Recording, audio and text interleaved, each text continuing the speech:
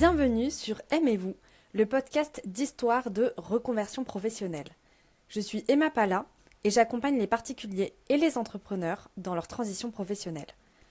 À travers les histoires de nos invités, j'ai à cœur de te permettre à toi aussi de te lancer dans ta propre reconversion, pour que tu t'épanouisses dans une carrière qui te corresponde vraiment.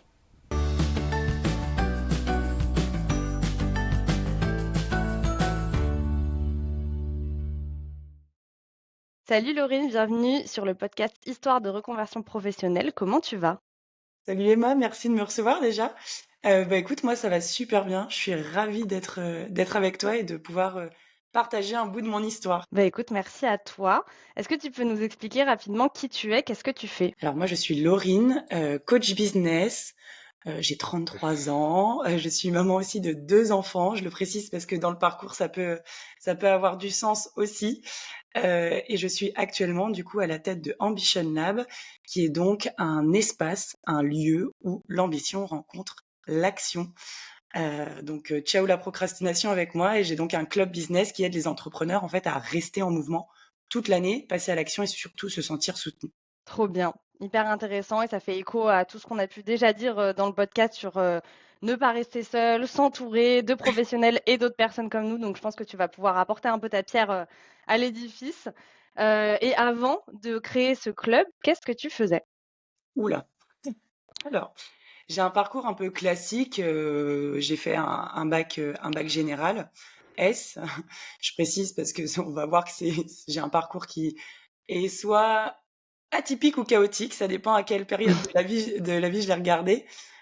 Aujourd'hui, je dirais qu'il est atypique, et après j'ai fait des grandes études de commerce, spécialité tourisme, et je suis donc passée par, la restauration, la gestion de projet, Et qu'est-ce qui t'a fait l'hôtellerie. choisir déjà, tout premier choix, qu'est-ce qui t'a fait choisir la filière scientifique déjà OK, au niveau du alors en bac? fait, j'étais passionnée de SVT.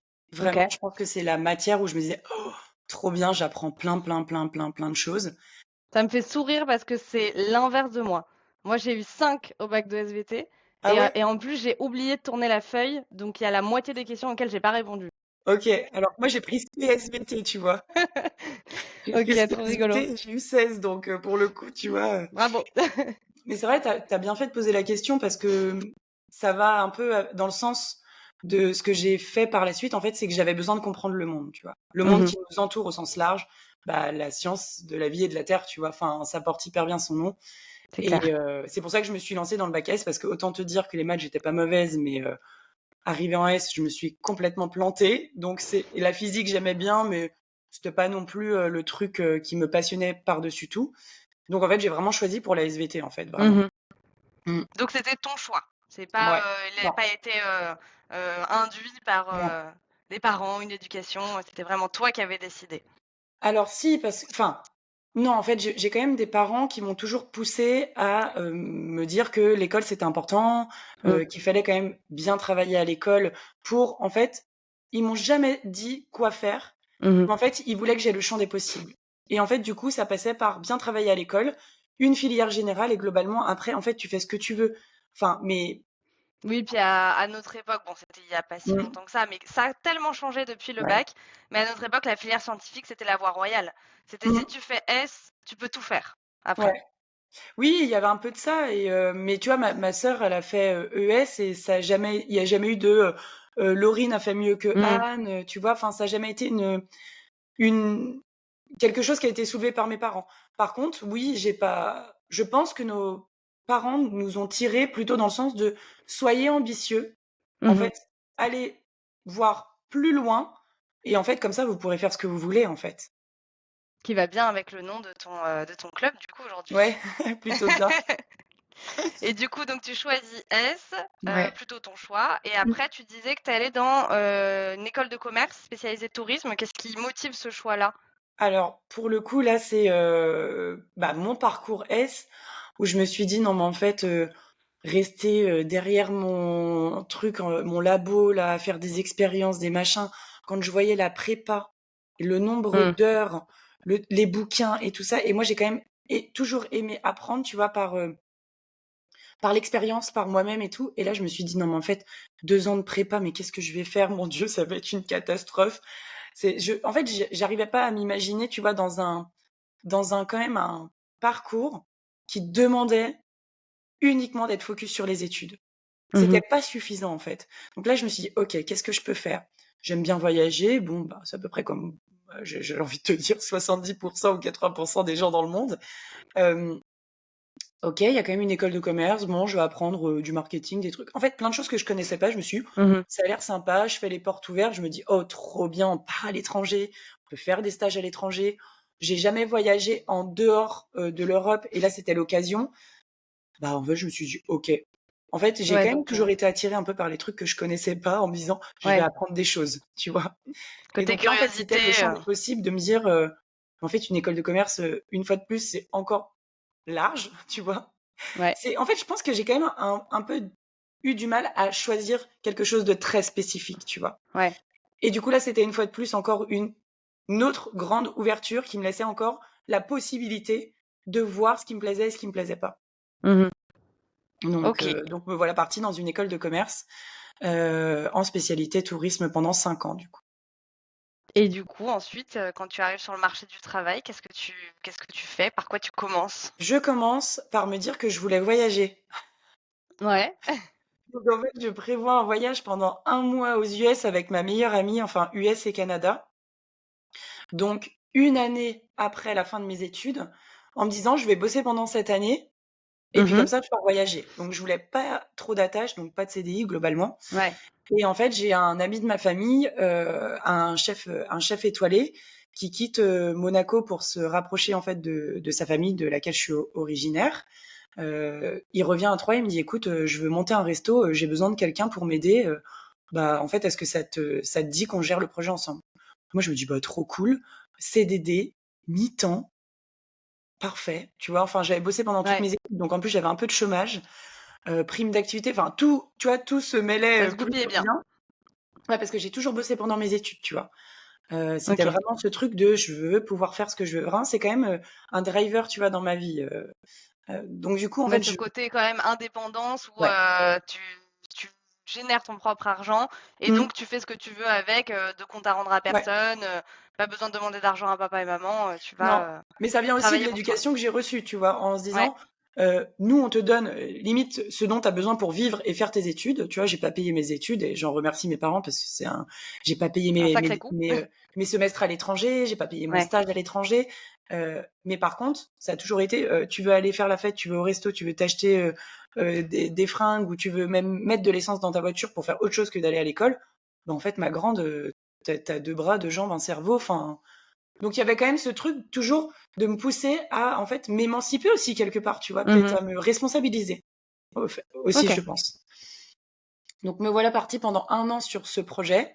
J'ai beaucoup appris parce que, bah, déjà, je me suis confrontée heu, à un premier truc qui est une personne qui est passionnée par un métier qui est manuel, parce que c'est ce que c'est un chef cuisinier et Ouais. en fait, moi qui suis très, du coup, scolaire, plutôt dans le truc, processé et tout et donc en fait, bah, déjà, c'était, comment trouver, en fait, un terrain d'entente pour, Mmh. pour Bah, que c'est ça bien, vous fonctionne. avez dû être très complémentaires du coup Ouais, sur, ouais, pour monter on le a projet? vraiment bien bossé pour le coup, c'était hyper chouette, j'ai beaucoup appris de lui, je pense que lui aussi aujourd'hui, si on lui pose la question, je pense qu'il a aimé travailler avec moi et aujourd'hui le resto tourne toujours très bien et a un succès, enfin voilà, donc c'est aussi beau et c'était la première fois que, parce que mes stages, j'ai travaillé, tu vois, en événementiel, j'ai travaillé dans l'hôtellerie, enfin, c'était très différent, mais là, de voir un truc qui dure dans le temps, parce que j'ai toujours été Ouais. très dans le éphémère et en fait, là, c'est quelque chose qui aujourd'hui, je peux toujours y aller et manger, tu vois? Donc et de voir que tu as contribué à ça, tu vois, Mmh. enfin, ça me plaisait bien en me disant, «Bon, bah, allez», alors que pendant mes études, la restauration, quand j'avais des cours de restauration, c'était un peu les maths de l'époque S, quoi. C'était: Ouais. «Oh là là, mais jamais, quoi» et c'est le premier job que je choisis. Donc Oui, après, c'est un peu un contexte particulier. Quand on te ouais, propose de monter un ouais, projet, avec dans la restauration, c'est pas la même chose que d'arriver, dans un projet qui existe déjà et de faire du service, uniquement. Ah, il y a pas de tout à sous-métier, hein, fait. mais on n'est pas du tout sur, le même concept, quoi. Mmh Là, j'imagine que tu étais plus sur une partie stratégique aussi et de création et d'entrepreneuriat, du coup. Même si toi, et tu étais ouais pas entrepreneuse à ce moment-là, tu es quand même inscrite dans un projet et ouais. entrepreneurial. Ouais, ouais et en fait, et tu as raison de le préciser, de l'avoir souligné. c'est que oui, en fait, c'était la première fois que je contribuais au fait de créer quelque chose. Mm. Et je pense que c'est pas arrivé par hasard, tu vois, parce que en parallèle, j'étais aussi prise, tu vois, en saison à la Folie Douce, en Mhm. responsable du club VIP, parce que je suis bilingue et du coup, ça collait et je me suis dit: «Folie Douce, trop bien, je suis jeune, je fais la fête». Enfin, tu vois, genre, je vais skier, enfin, tu vois, parfait. Et en fait, quand, j'ai eu ce projet-là qui pourtant me faisait rester, tu vois, chez mes parents, alors que j'avais envie de rester, tu vois, de m'émanciper aussi de ce côté-là, bah, j'ai quand même dit oui à ça. Parce qu'il y Ouais, avait ça ce truc. t'appelait déjà, Ouais, cet aspect entrepreneuriat. Tu ouais, l'avais conscientisé à ce moment-là ou c'est non, maintenant en regardant ton non. parcours? OK. Non, non, pas du tout. En fait, à l'époque, je me suis dit: «Bon, bah, je reste, avec mes copains, je peux aller à Paris, voir mes potes qui sont, du coup, eux, partis à Paris et avec qui je devais partir à Paris». Mmh. Et en fait, je me suis dit: «Bah, je reste chez mes parents, donc j'économise tous les sous que je vais gagner». En fait, tu vois, l'un dans l'autre, ça correspondait, en fait, à ce que je recherchais. Et puis, je me suis dit: «Bah, il y avait quand même ce truc de sur mon CV, Mmh. enfin, ce truc de construire un projet, la gestion de projet, ça va quand même avoir de la gueule, quoi. Plutôt que Ouais. responsable du club VIP, de la Folie Douce, tu vois? Donc en fait, Bon, je le le ça se vaut, hein, ça dépend ce que ouais, tu veux après mais pour la en fait, à suite. l'époque, tu vois, je me suis Ouais. plutôt dit, en fait, mon idée quand même, au retour de ce voyage, c'est de trouver un job. Tu vois, j'étais, à l'époque, très attirée par, les grands groupes, les jobs un peu prestigieux, me dire, Ouais. «Un jour, je serai manager de 30 personnes», et donc, bah, en fait, je me suis dit: «Bah, ça me paraît plus cohérent», tu vois? Mmh. Voilà, pourquoi Donc tu fais j'ai quand fait ça. même un choix qui te permet aussi de te projeter dans: Oui, «Quand je reviendrai sur le marché du travail après mon oui, voyage, je veux que ça ait un sens avec ce que tu voulais à cet instant-là», même oui, si c'est plus a priori, ce que tu veux maintenant. Mais du coup, ça avait aussi un sens dans la projection, quoi. exactement. Oui, en fait, j'ai quand même toujours fait des choix, je pense, heu, en me disant, enfin, très réfléchis. Je suis quand Mmh. même pas une tête brûlée. Autant, je vais, aimer, expérimenter des choses et je peux répondre «oui» à une fille que je connais pas qui me dit: «Tiens, je cherche un copilote pour faire le 4L Trophy», alors que je ne sais même pas ce que c'est une 4L, tu vois? Enfin, donc oui, il y a cette forme un peu, mais c'est toujours beaucoup plus relié au challenge qu'au, bah, en fait, fais un truc tête baissée, et on verra, tu vois? Je suis quand Ouais, même pas trop dans le, on verra, tu vois? C'est plutôt: «OK, là, entre ça et ça, qu'est-ce qui me permettra d'aller potentiellement vraiment dans la direction que j'ai en tête, en tout cas, à date?»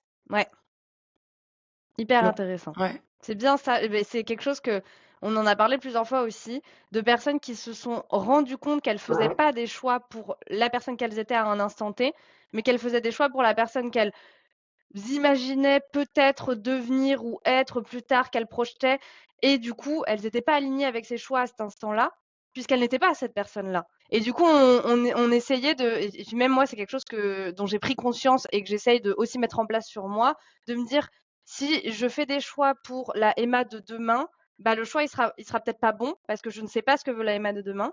Alors Mmh, que si je fais des choix pour la Emma d'aujourd'hui, je sais exactement ce qu'elle veut puisque c'est celle que je suis actuellement, et ouais. donc mon choix, il sera forcément aligné». Ouais, en fait, je suis d'accord avec ce que tu dis, mais il y a aussi de se dire qu'en fait, avoir une direction dans la vie, c'est un moteur, en fait. Tout à fait. Et Faut j'avais un quand peu même des une 2. idée, tu vois, j'ai toujours une idée à long terme, et en fait, je me suis jamais empêchée de me dire que cette vision, elle pouvait évoluer, en fait. C'est ça. Et donc, c'est plutôt de se dire que les gens, ils s'enferment dans une vision ferme, en fait, Mmh. qui est limite cloisonnante, en se disant, bah oui, en fait, à tout prix, je veux à tout prix, en fait, être manager à mes 30 ans. Et donc, ils vont faire évoluer tous leurs choix en fonction de ça. Alors que moi, je me suis toujours laissé la place de me dire, bah, en fait, là, à date, en tout cas, mon objectif à enfin court, moyen, long terme, il est celui-là. Faisons des choix qui vont me permettre d'y aller. Par contre, si demain, je suis plus alignée avec le choix par rapport à ce futur projet où en fait, j'ai l'impression qu'il y a un choix qui pourra m'emmener davantage vers cette direction, je me suis jamais empêchée, enfin, on va le voir dans Mmh. mon parcours, mais de pivoter, de changer, de me dire en fait: «Bah non, c'est pas ce que je veux», et d'être, très à l'écoute finalement, même si à l'époque, je pense que c'était pas conscient, mais Ouais. très à l'écoute de ce que je voulais en fait. C'était un fonctionnement que tu avais, plutôt naturellement, finalement. Ouais. Oui, Trop bien. ouais, tu vois? Alors j'ai toujours eu l'impression, de pas avoir d'intuition et en fait, quand Mmh. je regarde mon parcours aujourd'hui, je me dis quand même qu'il y avait certainement une petite voix qui me guidait parce que, ça ou en tout cas, je lui laissais la place de me Ouais. dire des choses. Mais comme tu dis, peut-être que tu le faisais naturellement, mais que tu le Mmh. conscientisais pas. Mais Mmh. en tout cas, dans ce que tu nous décris, ça ressemble plutôt à ça, que Ouais. tu écoutais ton rythme, ton intuition et Mmh. que tu te permettais en effet, avoir une direction, ça reste important parce que sinon on n'avance pas dans la vie Ouais, si on n'a pas de cap, mais que tu te donnais la possibilité ou que tu avais en tête que cette direction, elle pourrait évoluer. exactement. Et ça rend tout choix beaucoup moins, vital, je dirais. Tu vois, tu as pas l'impression de à chaque fois que tu fais un choix, que tu joues toute ta vie Ouais. puisque ta direction, elle peut bouger. Mais tu vois, moi, par exemple, les questions de: «Ah, quand tu étais petite, tu voulais faire un quoi comme métier?» Alors moi, je pense que j'ai jamais voulu faire aucun métier limite. Enfin, tu vois, genre, et quand on me pose la question en fait: «Mais ouais, mais tu as toujours eu un truc en tête quand même, c'est quoi ton métier de rêve et tout?» Mais moi, je me dis: «En fait, genre juste, je veux» très vite, ça a été, en fait, je veux juste quelque chose qui ait du sens et Mmh. qui me fasse kiffer. En fait, maintenant, si c'est, bah, de la restauration, de l'hôtellerie, et qu'après, en fait, j'ai envie de faire de la coiffure, en fait, tu vois, je j'ai jamais eu de truc hyper clair, si ce Mmh. n'est d'être guidée, tu vois, par ce truc de ce que tu dois faire doit avoir du sens pour que tu puisses mettre des actions en place pour aller vers, en fait, tes rêves, en fait. J'ai quand même toujours été guidée, tu vois, l'ambition, ça revient, mais c'est vraiment Ouais. vrai. C'est te dire, en fait, en fait, pourquoi je vais me limiter à quelque chose alors qu'en fait, mon ambition, elle peut m'emmener tellement plus loin. Ouais, c'est intéressant, ça Mmh. ouvre vraiment l'esprit et comme tu dis, Ouais, ça cloisonne pas sur un seul métier non, et donc tout ça est très compatible avec l'entrepreneuriat du coup, mais on va voir comment tu es arrivée, ouais, à l'entrepreneuriat. Donc tu fais, ce poste-là en ouais. CDD, ensuite tu pars, Je tu pars, voyages? je voyage du coup pendant un mois, ouais, 5 semaines. Je reviens, bon déjà, retour à la réalité, mais j'avais quand même entrepris, tu vois, des entretiens et tout ça. Je trouve une boîte d'événementiel à Paris. Genre, à l'époque, c'était la top boîte événementielle ever, tu vois? C'est vraiment, tout le monde voulait bosser, Et tu bos cherchais que de l'événementiel ou tu avais, ouvert à je plusieurs, voulais domaines? non, je voulais là de l'événementiel, OK, en fait. Je m'étais dit: «J'ai envie de bosser juste dans l'event». OK. J'ai un poste, donc trop contente, trop fière de moi et tout. Et là, bah, première confrontation avec une vision du travail qui était totalement à l'opposé de la manière dont moi je voulais travailler. Et là, je me suis dit: «OK, il y a un problème». Je vais au travail tous les matins, je pleure. J'ai un manager qui, franchement, m'inspire pas. Mmh. Tout ce qu'il dit, j'ai l'impression que c'est du bullshit. Enfin, oui, si tu fais, les gens qui s'investissent, qui font 8 heures, 20 heures, c'est normal qu'ils gagnent plus d'argent et tout. Et là, je me suis dit: «Oh là là là là». En fait, Mmh. moi, je suis persuadée qu'en fait, tu es pas obligé de travailler, 15 heures dans la journée pour, pouvoir gagner de l'argent. Je suis persuadée que c'est pas, quand tu vas connaître tous, les lieux de Paris, sur le bout des doigts, que tu arriveras à mieux vendre, un événement. Enfin, tu vois, il y avait plein de trucs qui étaient genre pas du tout alignés. Et donc là, j'appelle mes parents, puisque à 23 ans, en fait, on a quand même encore besoin de ses parents. Et je dis: «Maman, On a écoute, en toujours fait» besoin de ses parents, je ouais, pense, hein. et je dis: «Maman, en fait, ça va pas. Qu'est-ce que Mmh. je fais?» Elle me dit: Et «Bah, ça, c'est au bout de combien de temps que tu te rends compte de tout ça? 15 jours». OK, donc c'est encore très connecté à ton intuition. Ton horaire, c'est 18 heures. Et déjà, j'étais cadre, donc en plus, il avait même pas le droit de me donner des horaires, si ce n'est qu'une fois que j'avais fait mes 5 heures par jour, tu vois? Enfin, voilà. Hem, il me regardait comme ça, à 18 heures. «Tu rentres chez toi?» «Bah oui, enfin, j'ai terminé, c'est mon heure». Mmh. Enfin, en plus, j'étais pas du style à partir à 18h01, tu vois? C'était plutôt 18h10, 18h15, enfin, quand j'avais fini, en tout cas, ce que j'avais en cours. Ah, c'est Mais au vraiment la même titre culture du présentéisme là, hein? voilà, mais au même titre que quand j'avais fini à 17h58, bah, j'attendais 18 heures, ouais, parce qu'en fait, j'avais fini. Je savais que si je recommençais une tâche qui était pas urgente, bah, en fait, j'en avais pour 1 heure et que j enfin, là, c'est bon, j'avais fait ma journée, et et du coup, enfin, pas du tout alignée avec ce truc au bout de 15 Mmh. jours. Et j'ai été très honnête. Je lui ai fait part de, bah, voilà, je me sens un petit peu, du coup, incomprise dans ma manière de fonctionner. Je lui ai dit vraiment au bout de 15 jours, 3 semaines. Et il m'invite au restaurant, tu vois, le jeudi qui suit, et il me dit, «Bah, écoute Laurine, alors tu travailles très bien, on a envie de te garder, mais moi quelqu'un qui s'investit pas, c'est pas possible pour moi, donc tu as jusqu'à Mmh. lundi pour décider si on met fin à la période d'essai ou pas. Waouh, Genre ça a été hyper, c'est violent. traumatisant Mmh. et m'est revenu en tête un petit truc que mon père, m'avait répété et m'a répété ensuite après cet événement, c'est Mmh. en fait, tu n'as pas besoin d'être 100 transparente sur tout ce que tu penses, tu vois, au travail, en fait. Il y a des choses qui n'ont pas besoin d'être dites et en fait, bah alors j'étais pas forcément d'accord et je ne suis toujours pas forcément d'accord avec, mon père, mais en fait, en tout cas, à son époque, c'était comme ça que ça fonctionnait Mmh. et pour le coup, j'aurais dû l'écouter sur ce job parce qu'en fait, ça a été hyper traumatisant dans en fait, tu as 23 ans, c'est ton premier job, tu es à Paris, Mmh. tu payes un appart et en fait, là, tu vas te retrouver sans rien. En plus, c'est une fin de période d'essai, il faut retrouver quelque chose. Waouh, enfin, angoisse, tout Mais tu est as remonté. fixé tes limites et Ouais, ça, c'est quelque ouais, chose que, en effet, la génération de nos parents ne faisait peut-être pas parce que non, c'était mal vu de contrer un management qui, pourtant, est très toxique. Ça ouais, existait pas forcément à l'époque et parce que aussi c'était important de faire carrière dans des grosses boîtes prestigieuses, de ouais. valider sa période d'essai, d'avoir le CDI et de monter en évolution, dans cette même boîte. Ouais, bien sûr. Donc c'est sûr que le conseil qu'il t'a donné, bah, c'était valable pour l'époque, quoi. Ouais et puis Et je c'est pense que si tu l'avais pas fait, mmh, bah, quelque part, tu te trahis toi, puisque toi, tu avais besoin de le dire. Donc, ouais, de toute façon, on peut pas changer le passé, mais tout ça pour dire que si tu l'as fait, c'est que c'était ce qui était bon pour toi. Même si ça enlève rien au fait que c'était certainement traumatisant et que ça a pu, peut-être, bah, être une période, pas très agréable, inconfortable, voire douloureuse. mmh, Mais si tu l'avais pas fait, bah, tu en serais peut-être pas là où tu es, aujourd'hui, c'est finalement. sûr. Non, mais je pense que pour le coup, là, c'est le côté de ma maman qui m'a dit: «Mais en fait, tu pas bien, tu tous les matins, tu m'appelles et tu pleures, ça peut pas durer». Mmh Donc mh. du coup, j'ai écouté cette partie de moi qui disait: «Mais en fait, oui, en fait, est-ce que c'est normal d'aller au travail en pleurant?» Ça a beau être le premier vrai job CDI que je fais et tout, Et j'ai fait souvent, des en jobs plus, on étudiants. essore beaucoup les Ouais, les jeunes quand ils arrivent sur le marché du travail, surtout qu'en sortant d'école de commerce, tu me diras si toi aussi c'était la même chose, mais on te dit que, en gros, voilà, toutes les portes, sont ouvertes, que tu vas gagner beaucoup d'argent, que tu vas avoir des responsabilités.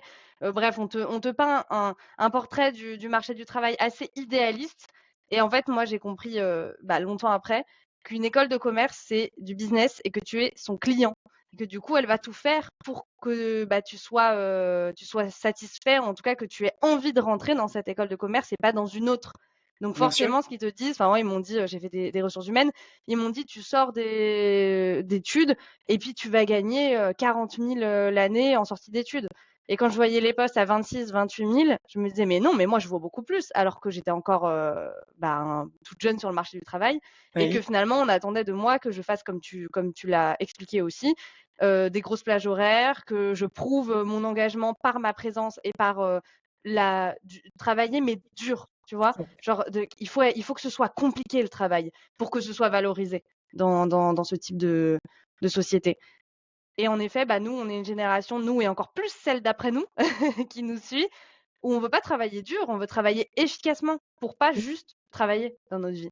Et du coup, exactement. toi, j'ai l'impression que tu avais déjà ce truc-là et que tu as pas eu envie de te laisser faire et de te faire essorer par le marché du travail, tel qu'il était et qui, j'espère, continue de se transformer. Parce que ça fait longtemps que j'ai quitté, le salariat du coup, mais oui, le but, c'est aussi qu'il se transforme et avec les générations qui viennent, ça va bouger encore. Bah, c'est sûr, mais en fait, c'est surtout moi ce qui m'a vraiment popé, tu vois, quand j'étais là-bas, c'est je me suis dit: «Il y a des gens qui sont pas performants». Mmh. Quand tu les entends, tu te dis: «Mais alors lui, qu'est-ce qu'il fait là?» Mais par contre, lui, c'est le bon, sous-fifre qui reste jusqu'à 20 heures. Donc en fait, bah, tout le monde dit: «Oh, mais alors lui, c'est incroyable ce qu'il fait». Alors qu'en fait, toi, tu as été 2 fois plus efficace, tu as Mmh. signé 3 contrats et en fait, tu pu t'en aller, à 15 heures, mais personne te laisse partir à 15 heures parce que, on estime que, bah, en fait, tu travailles jusqu'à 18 heures, même si l'autre reste jusqu'à 21 heures, qu'il a toujours pas signé un contrat et que toi, tu en as signé 6, bah, c'est pas ça qui va être reconnu, en fait. Et donc moi, il y avait vraiment un truc, entre, bah, pourquoi je vais m'investir et en fait Mmh. être meilleure que les autres pour au final que ce soit pas reconnu et qu'en plus l'autre vienne me taper sur la tête parce qu'à 18h02 je suis partie. Ouais. Donc c'était vraiment, tu vois, ce truc de Non, mais en fait, Ah, en c'est fait, il pas y avait aussi cohérent. un truc faire semblant, tu vois? Ouais. Et moi, j'avais toujours entendu mon père, qui était indépendant, mais qui a travaillé pour des grands groupes, me disait, «C'est pas les plus intelligents qui arrivent, en haut», tu vois? Mais c'est ceux qui se taisent. Bon, bah, il est tombé sur une fille qui se taisait pas du tout et en fait, bah, je l'ai expérimenté et tu vois, quand il m'a dit direct, il m'a dit: «Bah, oui, bah, tu vois, tu lui as dit». Bah, j'ai dit: «Oui». Et en fait, lui, il voyait juste, bah, sa fille, qui avait eu le job finalement de ses Mmh. rêves et qui était, mais en même temps, il m'a pas non plus, dit de rester dans un job, que j'aimais pas, tu vois? Ça, pour le coup, Mmh. vraiment, mes parents et je les en remercie parce que m'ont toujours accompagnée dans mes diverses expériences et on va le voir que j'ai un parcours qui quand même, je pense, pour des parents, peut faire flipper et eux, au contraire, ils m'ont toujours fait confiance. Ils ont toujours vu que j'ai réussi ce que j'ai entrepris ou en tout cas, je me suis donné les moyens de réussir et qu'en fait, surtout, j'étais contente, quoi. Enfin, Ouais, puis tu t'es pas laissé faire justement. non, bah, alors, on le verra, mais si, en fait, je pense qu'en fait, avec le temps, quand tu vois que ton CV ressemble à un espèce de gruyère, bon, tu te dis: «En fait, là, j'ai 30 ans, enfin, qu'est-ce que je fais?» tu vois? Parce que du coup, après cette expérience, je m'en vais. Mmh. Je retrouve un job hyper, rapidement pour le coup, dans l'hôtellerie, en tant que responsable commercial et on arrive à mes premiers amours puisque c'est pour la création d'un service. Donc en fait, on a été 2 jeunes en plus à être embauchés puisque, bah, ma collègue de l'époque est une de mes meilleures amies aujourd'hui, et en fait, on a été embauchés toutes les 2 pour créer en fait un service B2B dans une chaîne hôtelière, qui faisait uniquement du B2C, en fait. Et OK. en fait, du coup, pour créer, des événements, donc sur la partie événementielle et tout ça et ce que moi je faisais, qui est des allotements, tu vois, de nuitées pour les personnes qui se déplacent dans les différents hôtels de la chaîne, hôtelière en question. Et là, je tombe sur un boss incroyable. Vraiment, c'est tout ce que enfin, vraiment, tout ce que je n'avais pas eu dans l'expérience d'avant. Mmh. Je me suis dit: «Tu vois, rien n'arrive par hasard», j'étais déjà dans ce truc et en fait et là, je tombe sur Julien et je me dis: «Oh waouh! En fait, on peut être un manager, te faire confiance, te laisser l'espace dont tu as besoin alors que tu as 23 piges». Hem Et en fait, bah, en fait, lui, il s'en fiche que tu partes à 16 heures. Si en fait, tu as signé les contrats et que tes objs, ils sont faits. Ça a toujours été de ce truc, en fait, c'est un peu comme la manière dont j'ai été élevée, tu vois? Il y a un Mmh. cadre, mais dans ce Ouais. cadre, tu fais ce que tu veux, quoi. Tu te donnes, Par les contre moyens que tu veux. Ouais. Par contre, ne dépasse pas mes limites parce que Mmh. ça passera pas, tu vois? C'est ne tente pas une fois parce que ça passera pas et c'est de la manière dont j'ai été élevée, c'est j'ai toujours eu un cadre, j'étais libre dans ce cadre et c'est peut-être aussi ce qui a été compliqué pour moi dans le salariat un peu classique, tu Mmh. vois? Hem, Oui, et après, il y a quand même du management toxique dans ce que tu décris, ah bah, sur bien sûr. ton premier poste. Comme quoi, c'est hyper important la façon dont on manage, la façon dont on est managé sur la façon dont on va travailler derrière, hein. Comme quoi c'est Mmh. enfin, tout le monde ne peut pas être manager. Non. C'est une vraie, c'est un vrai métier. Ah mais c'est clairement un vrai métier et je pense on est enfin, les compétences d'un manager, en fait, elles ont longtemps été mises pas au bon endroit, en fait. Mmh.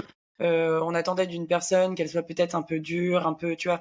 Alors qu'en fait, si tu crées de la proximité, si tu crées du lien avec ton équipe, bah, en fait, mais moi, j'avais qu'une envie, c'était de me dire: «Bah, en fait, ouais, je signe». Bon, déjà, je gagne des sous quand même accessoirement parce que du coup, c'était le premier job de commercial que je connaissais et j'ai été plutôt performante, donc j'ai très bien gagné ma vie. Mais c'était aussi de me dire: «Bah, j'ai envie de me défoncer pour Julien, en fait». Quand je lui demande un Mmh. truc, je lui dis: «Écoute, j'ai besoin de ça», il pousse à la direction pour que je l'aie, enfin Ouais, ça va dans les 2 sens, quoi. Vous vous exactement. aidez mutuellement pour atteindre Ouais, vos objectifs, quoi. ouais et donc là, je me suis dit: «Bon, bah, en fait, ça existe, donc trop bien». Mais l'entrepreneuriat était dans un coin de ma tête, on va dire et C'est du la coup, j'en première parle fois avec, là que ça vient dans ta tête? en fait, je pense que ça a toujours été de ce truc de créer en fait, Ouais, tu vois, là, ça faisait 2 ans, du coup, que j'étais en poste et en fait, ça y est, quoi. tu avais J'avais fait le lancé tour. le truc, tu vois? C'était Ouais. lancé, ça fonctionnait, on est passé de 0, enfin, en tout cas, sur ma partie de 0 à 1 million de chiffre d'affaires. Je me suis dit: «En fait, j'ai fait le taf», tu vois? Ouais. C'était l'objectif qu'on m'avait fixé sur 3 ans. Maintenant, Heu, nouveau projet. je l'ai fait en 2 ans.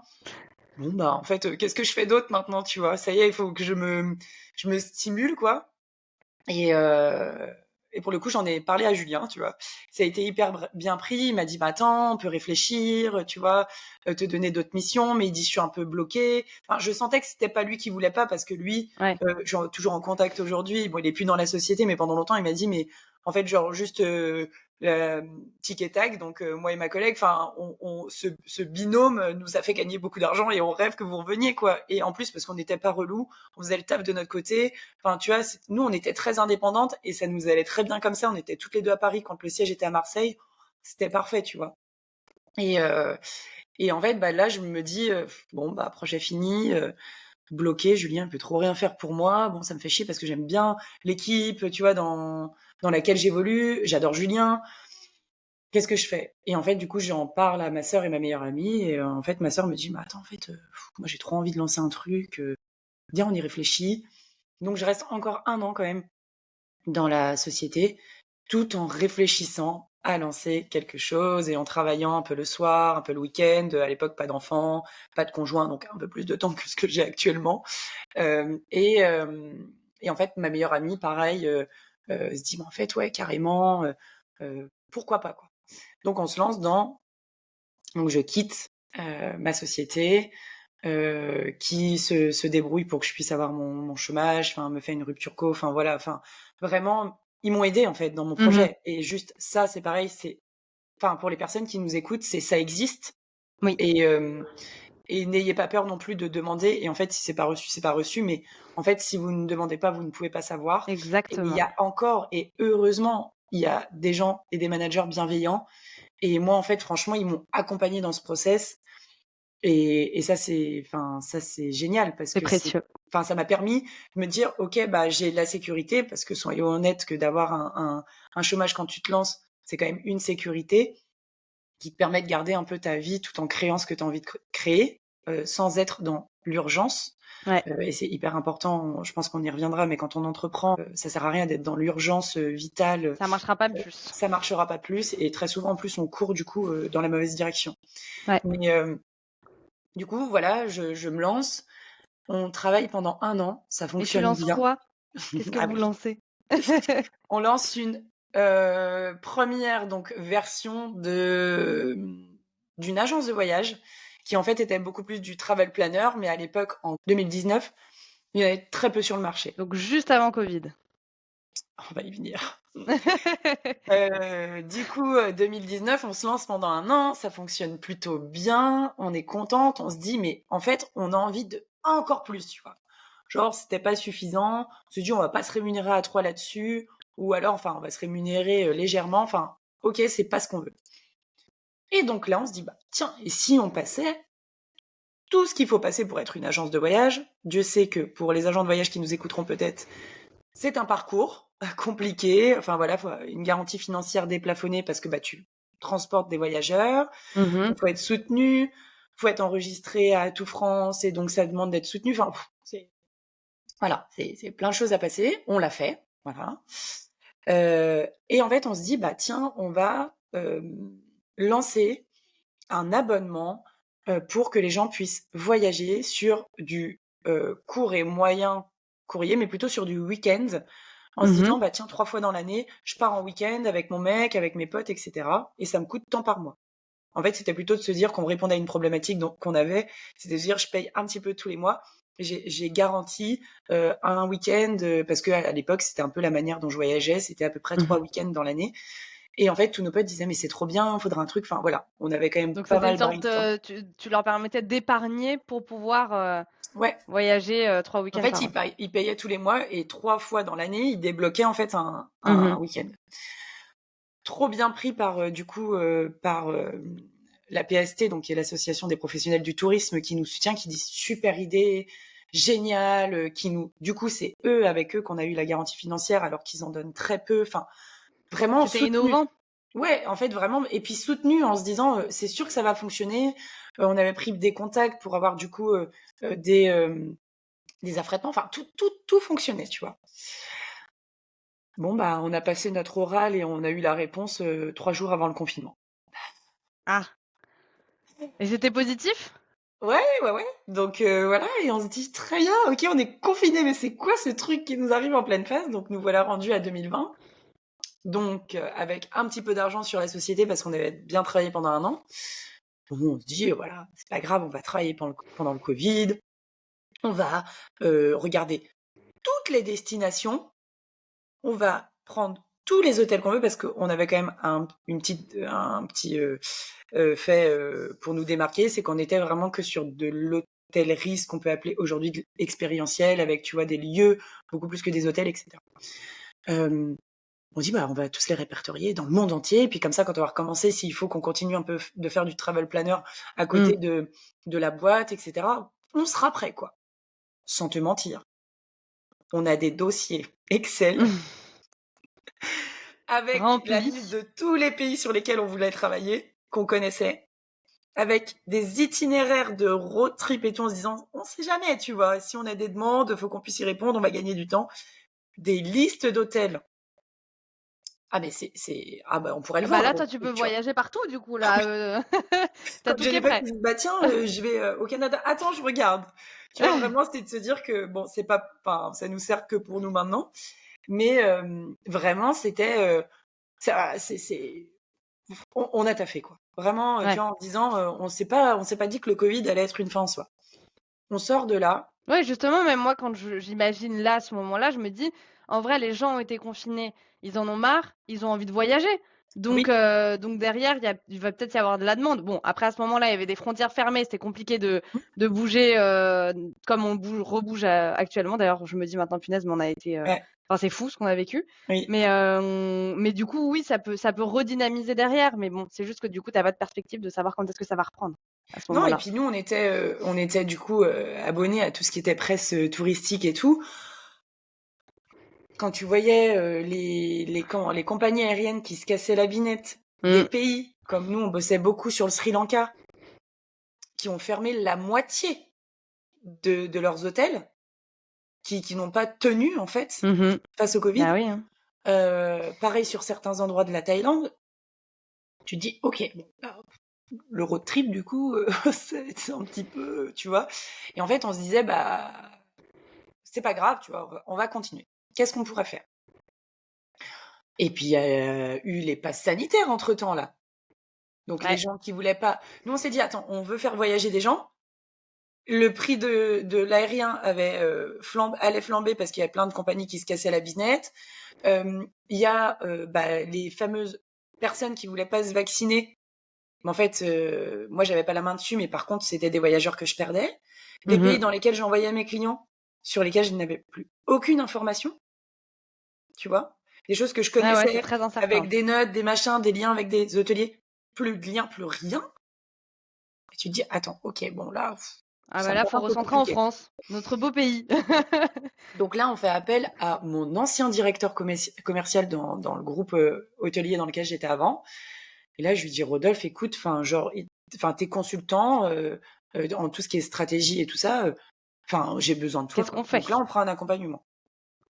Et Rodolphe nous dit effectivement, voilà, faut garder votre projet en tête. De toute façon, faut continuer. En plus, il était quand même lui spécialisé du coup dans l'aérien parce qu'il a travaillé très longtemps pendant des années chez Air France, donc connaissait très bien nos sujets. Et il nous dit, mais en fait, on va réfléchir à autre chose en attendant, tu vois. Donc là, on Mhm. repense la stratégie et tout. On se dit, bon, bah, on va sortir des. Tu sais, ça commençait à être un peu la mode des livres à souligne ou des grands livres de voyage. Il y a le Routard qui a ressorti des gros bouquins un peu collector et tout ça. On se dit, bah tiens, est-ce qu'on ferait pas des guides voyage avec simplement de l'information sur ce qu'il y a à faire sur place, des hôtels sympas, les expériences que tu peux vivre un peu en dehors des sentiers battus. Enfin voilà. Et en fait, bah, on s'est dit ok, super, et très bien. Ça, c'était en attendant. Et puis bah là, on se reprend un confinement fin d'année. Ouais. On l'oublie celui-là, mais en fait, moi je l'oublie Non, pas. non, on n'oublie pas. Et en fait, on sort de notre accompagnement du coup avec Rodolphe. Et là, boum, deuxième confinement. Là, on se dit ok. Enfin, franchement, tu peux avoir toute la motivation du monde quand tu te prends ça dans la tronche et que tu es sur vraiment le cœur de métier qui est en train. Tu as même des grosses agences de voyage qui étaient en péril, tu vois. Donc là, tu te dis, ok, moi, je suis un tout bébé. j'ai pas beaucoup sur le compte, je vais pas aller loin avec mes 25 000 euros de trésor. Qu'est-ce que je fais, quoi? Sachant que j'en ai un petit peu utilisé accessoirement pour payer ma garantie financière tous les mois, L'accompagnement. mon accompagnement, plus le fait d'être chez Atout France, immatriculé, tout ça, ça coûte de l'argent, c'est à peu près 400 euros par mois, plus l'accompagnement qui nous a coûté 5 000 euros. Et là, tu te dis, ok, qu'est-ce que je fais? Qu'est-ce qu'on fait? Enfin, voilà. Donc là, nous, et puis notre chômage s'arrêtait donc en 2021, en juillet 2021. Et en fait, là, du coup, après, il y a de nouveau, on sort du confinement, et puis en fait, il y a eu le couvre-feu et tout Ouais. ça, là, mars, avril, ou je sais plus quoi. Et là, on a dit, en fait, stop. En fait, il faut qu'on puisse avoir la possibilité de se retourner sans être, du coup, à la gorge. Mais entre-temps, je m'étais mise en couple. Enfin, j'étais déjà en couple au début du projet, mais on avait décidé d'acheter une maison. Enfin, tu vois, il y a aussi, enfin, j'ai jamais mis de côté ma vie personnelle pour ma vie professionnelle, et c'est encore très vrai aujourd'hui. Et je me voyais pas non plus faire l'inverse, tu vois, de me dire en fait bah non, je fais pas de projet perso, ou en fait j'arrête d'avoir de l'ambition du côté pro, parce qu'en fait je vais enfin survivre. Non, en fait, si tu veux, ça a toujours été de se dire comment je peux faire le mieux dans les Ouais. deux, en fait. Et donc du coup on décide d'arrêter. On clôture la société en avril. C'est courageux aussi de décider d'arrêter. Ouais, ça a été très très compliqué, mais je te le disais, je suis pas une tête brûlée. On est hein, toujours 3 filles intelligentes, et en fait, on s'est dit, au pire, on y reviendra. Si ça doit Ouais. être comme ça, on y reviendra. Mais aujourd'hui, il y a un fait, c'est que j'ai besoin d'argent pour vivre, et bientôt j'en ai plus. J'ai plus mon filet de sécurité, et je le dis, et c'est ce que je répète constamment à mes coachés, c'est: ne te mets pas en insécurité financière, peu importe le projet, parce qu'en fait, l'insécurité financière et l'insécurité que tu ressens à l'intérieur te fera faire des conneries, N'importe des quoi. mauvais choix, des machins. Ouais. Donc en fait, je me suis dit, c'est hors de question. Et j'aime aussi, j'ai pas honte de le dire, avoir un certain niveau de vie qui me permet de faire ce que j'ai envie de faire dans ma vie perso, tu vois. Ouais, Donc, bah, t'as pas envie de, comme tu le disais tout à l'heure, de non, devoir choisir entre non, travailler comme une dingue ou avoir que du temps pour ta vie ouais, perso, mais pas d'argent pour en profiter, quoi. exactement. Donc en fait, là, bon voilà, donc là, je repasse des entretiens. Et par contre, après Et avoir là, un tu couple, retournes dans quoi? Qu'est-ce que tu cherches?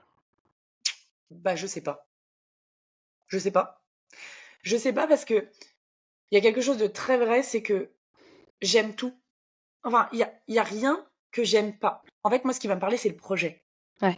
Donc en fait, bah, Ouais, puis il y a un côté aussi de création où tu peux ouais, apporter ta pierre aussi mmh, ouais, et quelque chose dans lequel tu vas pouvoir être suffisamment indépendante. mmh, exactement. Et du coup, là, je me dis: «OK, bah, mais par contre, comment tu recherches quand ce que tu veux faire, c'est, de la gestion de projet ou de la création de projet?» Alors franchement, ça, dans tous les trucs de job, ça existe pas, hein. C'est, si, chef de projet, mais bon, du coup, tu te retrouves dans des trucs d'IT et tout ça. Je me suis dit: Ouais. «OK, bon là, bon, ça fonctionne pas». Donc je cherche large, et je remercie ma conseillère Pôle emploi, puisque ça aussi, ça existe, il y en a des bons, Ouais. et qui m'appelle et qui me dit, donc à l'époque, j'avais suivi mon conjoint, je me retrouve à Auxerre. Je vous laisse imaginer, désolée pour tous les Auxerrois, mais c'est très compliqué pour moi de faire Paris, enfin, j'ai gravité par Besançon avant et Auxerre, et là, ouh là là, ça va être un petit peu compliqué, cette histoire, de trouver déjà un job dans une ville comme ça, parce qu'il y a aussi une réalité qui est, bah, en fait, tu peux pas non plus trouver le job de tes rêves dans toutes les villes de France, Ouais. soyons honnêtes. Donc là, je me dis: compliqué». Et en fait, elle me dit: «Bah, il y a, il y a une agence d'intérim». Et là, je dis: «Ouh là là, mais j'ai bossé en intérim quand j'avais 18 ans. Qu'est-ce qu'elle va me proposer, quoi?» Et ils cherchent une directrice. Ah, dans Ah! l'agence, donc t'es pas Ouais, intérimaire. ouais. J'ai dit: «Ah là, c'est OK, directrice». Tu sais, on était encore quand même un peu sur les standards que j'avais en tête, hein. Mmh. Manager, directeur, tu vois? Le Des truc un peu, responsabilités. ouais, qui fait stylé, tu vois? Je suis directrice, enfin, tu vois un peu le truc. Je me dis: «OK, why not?» Je connais pas l'intérim, le monde du travail, tout ça. OK. Donc là, Du coup, ta curiosité s'enflamme parce que ouais, plein de nouveautés, tu peux apprendre des choses. voilà. Je passe aussi des entretiens en parallèle pour être chargée d'export dans une maison de Chablis. Là, je me dis trop bien. Tu as Chablis, vin et spiritueux, on reste dans le tourisme, etc. Export, ça me fait parler anglais. J'adore travailler avec l'étranger, machin, trop bien. Bon, je ne citerai pas du coup la maison, mais je tombe sur une manager qui me fait penser à l'autre. Donc en fait, j'ai choisi le Chablis, du coup, sans dire trop non à l'autre, parce que c'est l'autre boîte, c'est des entretiens, tu vois, qui n'en finissent pas. Donc, je rentre dans ce job tout en continuant les entretiens de l'autre. Tu vois, je sais pas, j'avais peut-être pressenti quelque chose. Et en fait, au bout de 3 semaines, je dis, bon, j'ai l'autre job ou pas, je me taille. Ouais. C'est terminé. Elle est un peu zinzin, c'est pareil, il faut bosser, il faut machin, faut manger, dormir. Ok, toi c'est ta boîte, moi c'est pas le cas. Donc déjà, tu vois, on revient sur ce truc de, il y a un problème avec la direction. Je continue de passer les entretiens, mais pour la petite histoire, et je pense que ça va peut-être donner du baume au cœur à certains de tes auditeurs, c'est que je suis tombée enceinte. Pendant, du coup, c'est Ouais. la période où tu étais Je suis tombée encore. enceinte en mai. Et là, j'ai entrepris du coup ces démarches à partir d'avril. Ok. Donc, j'ai appris ma grossesse début juin. Ouais, début juin. Et j'apprends ma grossesse et je décroche les 2 entretiens une semaine après. Et là, je dis, non, mais c'est pas possible. Je suis dans une spirale infernale. Ma boîte, elle se clôture. On a tendance à oublier, mais en 2021, il y a quand même le Covid qui planait encore au-dessus de notre tête. Je peux pas voyager en plus. Enfin, Ouais, puis même pour les. Bon, après, toi, tu étais au début de grossesse, mais même pour les accouchements, pendant la période Covid, ouais. il y avait un moment donné où même le père pouvait pas assister, quoi. Mais même en fait, le stress d'avoir le Covid en Ouais. étant enceinte, enfin, tu sais, il y avait plein de trucs. Moi, je sais plus si j'étais vaccinée ou pas encore. Du coup, tu te dis, ouais, là, là, enfin, bref, plein de trucs, tu sais, stressants. Et comment je vais trouver un boulot En en étant étant enceinte. enceinte? Comment je fais là? Donc, bah, me voilà à me dire, bah, en fait, allez, de toute façon, je suis une fille honnête. J'avais regardé, tu sais, les trucs de la loi. Tu n'es pas obligé de dire que De le tu es dire. enceinte avant ton congé mat. Ah, je dis ok, bon, enfin moi ça me Ça se paraît voit quand même à un moment donné. déjà ça se voit, puis moi ça me paraît un peu malhonnête quand même cette histoire. Et bah là, franchement, j'ai été agréablement surprise les 2. Donc j'étais quand même enceinte de. J'ai attendu de faire l'écho de datation, donc 6 semaines, 8 semaines, je sais plus. Je dis aux 2 que je suis enceinte. Les 2 me disent c'est pas un souci. Ça Donc devrait ne pas l'être, hein. ouais, Mais mais bon, oui. toi comme moi, on sait que c'est un problème. Pour beaucoup, C'est en fait. encore un problème, C'est malheureusement, encore un oui. problème. Et ça ne devrait pas l'être. Et je suis Non. d'accord avec toi. Mais c'est un problème. C'est aussi pour ça qu'on embauche moins de femmes qui arrivent aux alentours de 30 ans. Enfin, il y a une réalité. Il ne faut pas avoir peur de dire les choses. Et moi, franchement, j'ai été agréablement surprise. Je me suis dit, en fait, waouh. Les gens, en fait, bienveillants. Bah, déjà, il y avait une des 2, c'était une femme qui avait eu des enfants. Donc, pour elle, j'ai senti que c'était pas un problème, tu vois. Et par contre, pour le gros groupe, je me suis dit, oh là là, gros groupe, je passe des entretiens avec des hommes. Ouais. Comment, tu vois? Et en fait, bah, ouais, les 2 m'ont dit oui. Donc, je finis par partir du coup du Chablis. Parce que, bah, manager toxique, hein, en vrai, on y revient. Et du coup, je choisis la grosse boîte. Donc là, tu vois, grosse boîte, directrice, manager. De 30 personnes? Non, non, non, de 5. Oh, et alors, attends, parce que je vais te raconter mon C'est expérience déjà avec le pas mal. management, mais c'était largement suffisant. Et donc là, je me dis, ça y est, 30 ans, tu vois, propriétaire, machin, tu sais, tout ce qu'on se met en tête, un enfant en route, manager, directeur, tu vois. Bon, bah, en fait, ok, bon, sur le papier, ça fait bien, mais en fait, ça, je me rends compte que ça change rien à ma vie.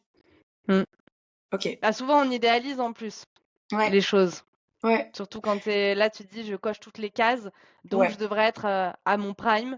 Et puis tu te ouais. rends compte qu'en fait, bah, c'est pas ça qui fait tout, quoi. Et en fait, je me dis, bah, en fait, ça m'apporte pas plus de sens, tu vois. Mm. Donc, par contre, j'apprends dans l'intérim, hyper contente. Pareil, je suis très bien, très bien accompagnée par un tuteur, vraiment un excellent directeur d'agence dans cette société. Et j'apprends. j'apprends. Je pilote un centre de profit de 6,5 millions. Je me dis, oh, waouh, tu vois, genre, tu vois, il y a quand même ce truc de voir que j'apprenais, que j'étais Mhm. capable. Ça va quand même nourrir deux, trois névroses, tu vois. Et, en fait, bah, mon manager change.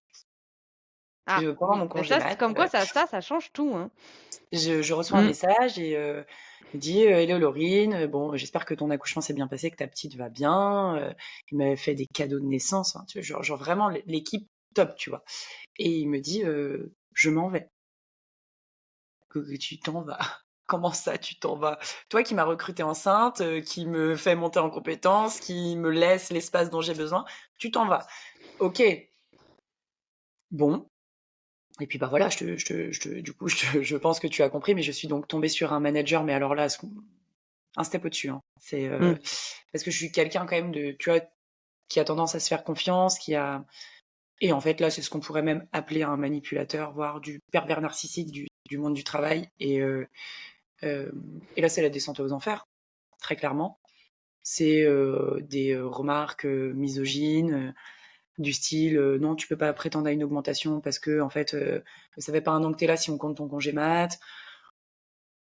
Tu vois, Est-ce qu'il était plus vieux que ton ancien manager plus ou pas? jeune. Ok. Mm. Non, plus jeune. Papa de 3 filles, hein. Mm. Voilà. Juste, ça m'a Soif de toujours pouvoir, étonné. peut-être. Donc, et puis, tu sais, quelqu'un qui n'aime pas être confronté. Et donc, je pense que tu l'as compris, mais j'ai pas ma langue dans ma poche. Et en fait, bah, moi, quand j'estime que la stratégie que tu me proposes, elle est absolument pas adaptée à mon bassin et à mon agence et aux filles de mon équipe, bah, je te dis non. En vrai, je suis directrice, tu vois, c'est mon agence, enfin, donc je te dis non. Et en fait, bah, il s'est rendu compte que voilà, je rentrais pas dans le moule, dans son moule Ouais. à lui en Tu tout pourrais cas. pas te driver, quoi. Ouais, que en plus de ça, je me rapprochais des directeurs qui étaient plutôt dans mon style. Et donc, ouais, ça serait bien que tu, tu te, tu sais, tu copines avec avec un tel. Bah ouais, en fait, quand tu regardes, c'est tous les managers sur lesquels il a grave la main, tu vois. Et moi, je me Mm. rapproche de ceux qui disent, bah non, c'est ce que tu dis, c'est pas, tu vois. Donc voilà, il arrive à faire ce qu'il a essayé de faire, c'est me faire craquer. Donc je craque. Je rentre tous les soirs en pleurant. Ma fille a 18 mois. Et en fait, là, pour le coup, c'est mon mec qui me dit stop. Mm. Ouais, là, il me dit, en fait, là, c'est bon, tes conneries, on arrête. Là, en fait, Romy, elle a absolument pas à te voir dans ces états-là. Toi, en fait, tu passes aussi à côté de ta fille qui a 18 mois. Et en fait, tu sais, je commençais à plus trop manger, à beaucoup pleurer. Et surtout, là, c'est une descente aux enfers de confiance et d'estime, quoi. Ouais. Vraiment. Il m'a marché dessus. Vraiment, il m'a marché dessus. C'est, il me faisait croire, tu sais, que les personnes de mon équipe parlaient sur moi, que du coup, j'avais pas les épaules pour manager des filles comme elle, que, tu vois, il m'a changé de tuteur, bah, parce que c'est un directeur qu'il arrivait pas trop à avoir dans sa poche, tu vois. Donc, Ouais. il me met un tuteur sur le dos, bah, qui est un de ces petits sbires, comme je dis, tu vois, et qui en fait n'est pas absolument pas là pour me faire grandir, qui en plus est une personne que je n'estime absolument pas professionnellement parlant. On n'a pas du tout la même manière de fonctionner, hein, sur tout ce qui est prospection et tout ça, enfin, nos antipodes. Et en fait, c'est quelqu'un qui scrute tous mes faits et gestes, qui est Et t'as derrière plus la moi, liberté que tu non, voulais, quoi. derrière moi, à regarder ce que je touche sur mon clavier, tu vois. Et en fait, je me suis dit, bah, enfin, c'est pas possible.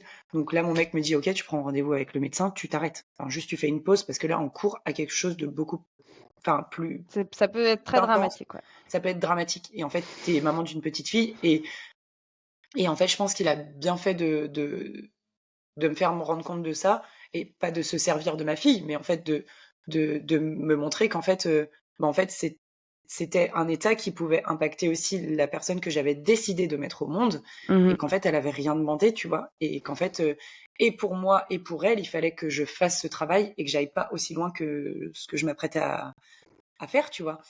Donc en fait, je vais chez le médecin, je m'arrête. Enfin, il m'arrête, je lui peins un peu le tableau et là, il me dit: «Ouh là là!» Moi, tu sais, j'y allais pour, faire une petite pause d'une semaine. Il me dit: «Je vous arrête 3 semaines». «Ah!» OK. Et entre-temps, j'apprends que je suis enceinte. Ah, mais Et comme donc, quoi. ouais. Et donc là, mon médecin ne me remet jamais au travail. Voilà, avec l'accord de ma sage-femme. C'est en fait, c'est un no-go, quoi. On peut pas Mm. générer ce stress à une femme enceinte. Enfin, on peut pas persécuter parce qu'on en était presque là. Hein. Une femme qui est enceinte et je voulais absolument pas lui dire, tu te doutes bien. Donc, en fait, je ne retourne jamais travailler. Et là, je me dis, ok, bah genre en fait, qu'est-ce que je fais de ma vie, quoi? Qu'est-ce que je fais de ma vie? En fait, je suis au fond du trou. Je n'ai absolument plus confiance en moi parce qu'il m'a dit que globalement, j'étais une manager en carton, que j'étais une mauvaise commerciale, que j'étais très mauvaise gestionnaire. Ok, voilà. Et en plus, accessoirement, c'est qu'il avait remis beaucoup ce truc de t'es maman, tu Mm. sais, un peu comme Ouais, si de lui, culpabiliser. en fait, tu devenais presque juste une maman et plus en Mm. fait une femme qui est au travail. Et en fait, moi, quand je suis au travail, je suis au travail. Oui, je suis maman, mais moi, j'ai toujours très bien réussi à faire le distinguo. Et je rentrais chez moi, pour le coup, moi, j'avais une facilité à pas ramener le travail chez moi, quand en tout cas, c'était pas ma boîte. Et, euh, et là, je me dis, ok, bah, enfin, qu'est-ce que je fais de ma vie? En fait, j'étais en perte de sens totale. Ouais. Mais je pense que les personnes qui ont vécu un burn-out, un surmenage ou peu importe comment on l'appelle, comprennent et nous comprendront. Et en fait, c'est OK, bah, je vais où? Et tu vois, la première fois de ma vie que la direction, je l'avais plus. Je n'avais plus de moteur, Bah oui, mais c'est plus rien. normal. Mais c'est normal parce que moi j'ai vécu aussi un burn-out pour harcèlement moral d'un manager aussi toxique. Donc je comprends tout à fait ce que tu racontes. Et ça me désole parce que ils arrivent par des jeux de manipulation Mmh, et des choses pas éthiques. Et je trouve que c'est injuste quelque part mmh, que ce soit eux qui. Moi je me disais, tu vois, c'est bon, il a gagné, je m'en vais. ouais, Alors qu'en fait, partir dans cette situation, c'était avant tout me respecter moi et ne pas, le laisser, parce que de toute façon, c'était une pomme pourrie qui avait réussi à pourrir toutes les pommes de l'entreprise. Donc si je restais, mmh, j'avais pas d'alliés, tu vois? Moi, quand j'ai vécu, ce que j'ai vécu, enfin, si j'avais, ma collègue avec qui je suis restée amie aussi, qui était, adorable, mais qui malheureusement n'avait pas de pouvoir pour m'aider, mmh, dans ce contexte.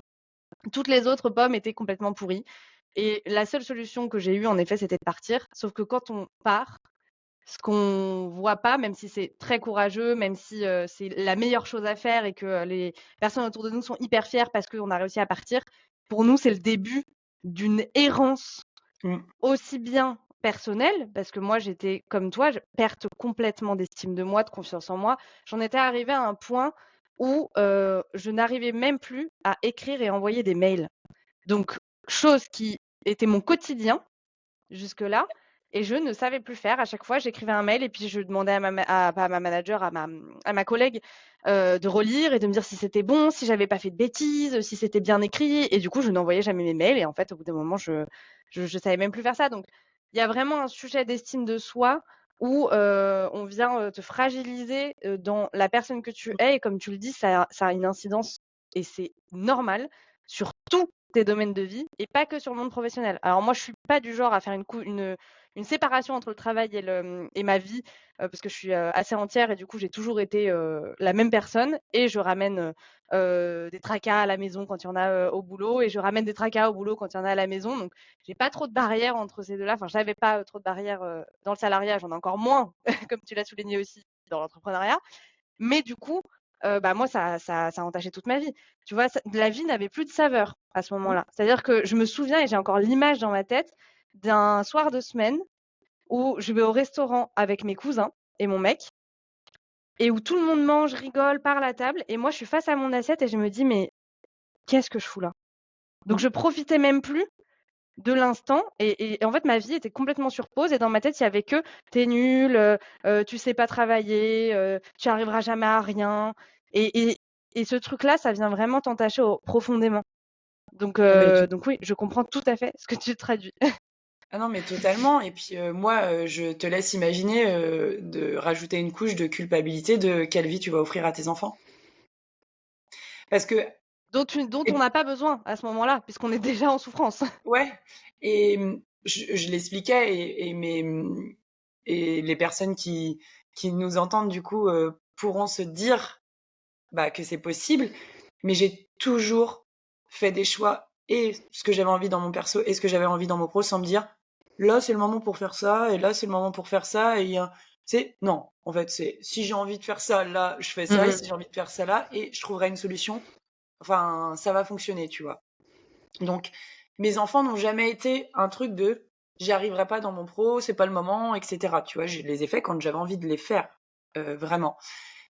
Mais par contre, quand t'as plus de sens, quand tu sais plus où tu vas, quand tu sais pas ce que tu peux leur apporter, et qu'en fait tu te dis bah moi je suis une grosse merde parce qu'il n'y a pas d'autre mot. Enfin, je pense que c'est ce qu'on ressent toutes et tous quand on passe par des burn-out et tout. Et c'est en fait bah je vais intéresser qui je Bah en oui, fait je vais pas t'as faire même un plus de entretien. valeur pour toi-même. Bah non, Pourquoi tu je en vais pas aurais faire pour un quelqu'un entretien, je d'autre? suis nulle en fait donc je vais rien faire, je vais continuer mon arrêt. Et moi, ce qui m'a pour le coup drivé, c'est mes enfants. Je me suis dit attends, là, en fait, là, c'est bon. Tu vas pas te morfondre sur ton canapé, là, ok. L'autre, maintenant, c'est bon, il est dans la case des nazes. Euh, ne le laisse pas, tu vois, te pourrir encore plus. C'était Alors vraiment de qu'il se est même dire, plus ok, dans ton quotidien, quoi. ouais, je vais me rebeller contre ce mec-là qui est aujourd'hui plus dans ma vie, mais qui, en fait, a encore ces petits trucs dans ta tête, tu vois. C'est genre, en fait, je vais pas le laisser gagner. Tu vois, c'était vraiment ce truc de genre, non, c'est mort. Je vais pas le laisser gagner. Et donc là, je me dis, ok. Et donc, qu'est-ce que je fais? Je recommence à me dire, bah tiens, et si je montais un business? Bah oui, mais parce Donc, que ça t'appelle depuis le début, hein. mais ouais, et en fait, je me dis, ok, genre, je suis enceinte, je trouve aucune tisane qui suit l'évolution de la grossesse. Au début, pour les maux, pour les douleurs ligamentaires, pour les machins et tout, j'ai regardé. Bon, très compliqué, le monde de. Quand tu pars sur la femme enceinte, enfin, faut avoir des trucs pharma et tout.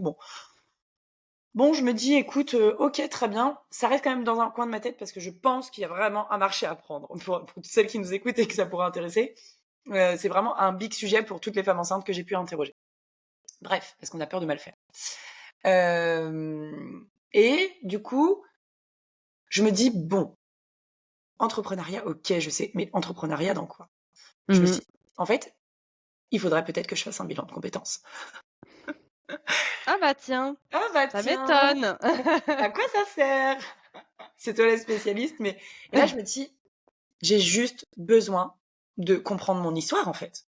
Vraiment, en fait, moi le bilan de compétences, je l'ai vu comme ça.